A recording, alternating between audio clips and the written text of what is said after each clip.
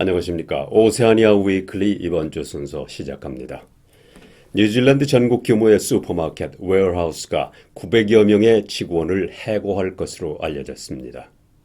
20일 오전 긴급회의를 마친 후 노조 측은 782명의 일자리를 없애고 추가로 점포 폐쇄를 통해서 137명을 감축할 것이라고 발표했습니다. 그러나 최고 운영 책임자는 성명을 통해 20일 아침 회의에서는 매장 운영 시간 변경에 대해 집중적으로 논의했으나 본사나 더니든, 존슨빌, 황가파라로아 등 세 군데 점포의 폐쇄 문제는 다뤄지지 않았다고 밝혔습니다. 20일 아침 회의 결과에서는 320개의 풀타임 일자리를 줄이거나 파트타임, 기간제 직원 그리고 임시 직원을 포함해 500명에서 750명의 직원을 감축하는 내용의 발표가 있을 것으로 보입니다. 코로나 바이러스로 일자리를 잃은 사람들이 많아지면서 대학이나 전문대학에 등록하는 사람들이 늘어나고 있습니다.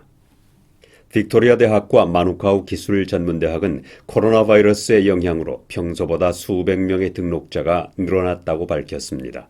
또 이들 학교는 신규 등록 학생의 평균 나이가 평소보다 높아졌고 대학원 과정과 무역, 간호 과정에 등록하는 학생이 늘어났다고 전했습니다.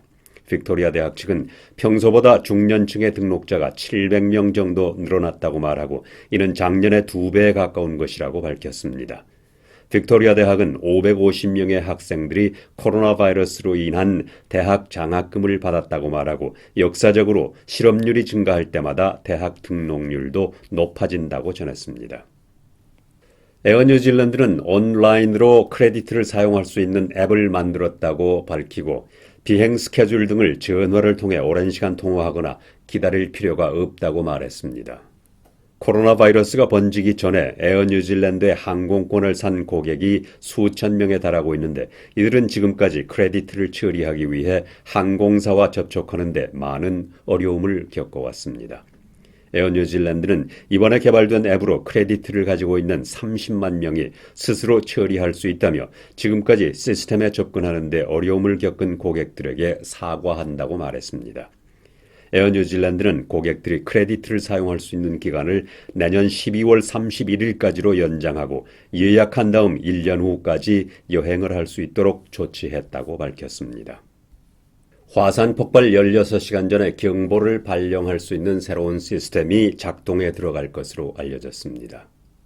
오클랜드 대학 과학자팀이 개발한 이 화산 폭발 경보 시스템은 지금까지 전 세계 어디에서도 사용하지 않은 최초의 것입니다. 지난 10년간 과학자들은 화이트 아일랜드에서 지구의 진동이나 지진 신호를 모니터해 왔습니다. 지난 10년간 화이트 아일랜드에서는 5번의 화산 폭발이 있었고 그중에는 작년 12월 폭발로 21명의 관광객과 가이드가 사망한 참사가 발생하기도 했습니다. 오클랜드 대학의 데이비드 댐시 박사는 화산 폭발이 일어나기 전에 지진 활동의 패턴을 포착할 수 있는 알고리즘을 개발해냈다고 밝혔습니다. 댐시 박사는 특히 이번에 개발한 시스템은 화산이 폭발하기 수시간 또는 수일 전에 지진 에너지가 발생하는 것을 포착할 수 있다고 전했습니다. 뉴질랜드 정부는 귀국하는 뉴질랜드인에게 2주간 격리 비용으로 $3,000를 청구할 것을 적극적으로 고려하고 있는데 이는 국민당이 제안한 것과 같은 액수입니다. 야당인 국민당 대변인은 이 비용은 호주 뉴사우스웨일스주에서 받고 있는 금액을 바탕으로 같은 액수라고 전했습니다. 정부는 이 제안에 대해 이달 말까지 결정하고 노동당과 뉴질랜드 퍼스트당에도 협조를 구할 것으로 알려졌습니다. 현재 뉴질랜드 시민권자와 영주권자만 입국이 허용되고 있는데 이들은 입국 후 3일에서 12일 이내 코로나 바이러스 검사를 받고 2주간의 격리 생활을 해야 합니다. 국민당은 올해 총선에서 집권하게 되면 특별한 예외의 경우를 제외하고는 $3,000를 되돌려줄 계획이라고 밝혔습니다. 국민당의 앤드류 폴런 의원이 10대 소녀에게 부적절한 문자 메시지를 보낸 것이 언론에 알려지면서 의원직을 내놓았습니다.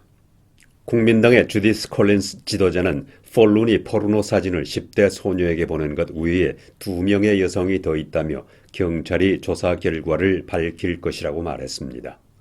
또 최근 인종차별적 발언으로 물의를 일으켰던 국민당의 해미쉬 우어커 의원이 코로나 바이러스 환자의 개인정보를 언론에 유출시킨 사건으로 의원직을 사임했습니다.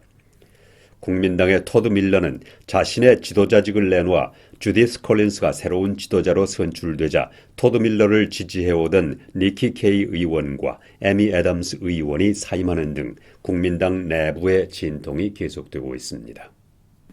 영국 제약업계의 큰손 아스트라제네카는 옥스포드 대학과 함께 개발한 코로나 바이러스 백신의 초기 임상 실험에서 강한 면역 반응을 확인했다고 전했습니다. 이 백신은 빠르면 오는 9월에 공급을 시작할 예정으로 알려졌는데 코로나 바이러스에 대한 대책으로 큰 기대를 걸고 있습니다. 이번에 개발한 백신은 18세에서 55세 사이 시민 1,077명에게 투여한 결과 대부분 항체가 만들어진 것을 확인했고 두 차례 투여한 사람에게는 더 강력한 효과가 확인된 것으로 알려졌습니다. 이 임상실험은 영국을 비롯해 브라질 등지에서도 진행되고 있는데 일본에서는 다음 달 실시할 계획으로 알려졌습니다. 아스트라제네카의 파스칼 솔리오 회장은 기자회견에서 일본에는 1억 회분의 백신을 공급할 예정으로 교섭 중이라고 밝혔습니다. 코로나 바이러스 백신 개발 사업은 미국, 중국을 비롯한 세계 각국에서 실시되고 있는데 영국의 아스트라제네카가 오는 9월에 의료기관에 공급할 예정으로 가장 빠른 발걸음을 보이고 있습니다. 호주 국회 개원 일정이 밀집 지역에 코로나 바이러스 감염자가 속출하자 수주일 연기하기로 했습니다. 스콧 모리슨 총리는 국회의장에게 오는 8월 4일에 시작하기로 했던 2주간의 국회 일정을 취소해달라고 요청했습니다. 다음 국회 개원 시기는 8월 24일로 예정돼 있습니다. 모리슨 총리는 성명을 통해 정부는 국회의원들과 직원들의 감염을 우려하지 않을 수 없다고 말했습니다. 빅토리아주와 뉴사우스웨일스주는 현재 많은 감염자가 나타나고 있습니다.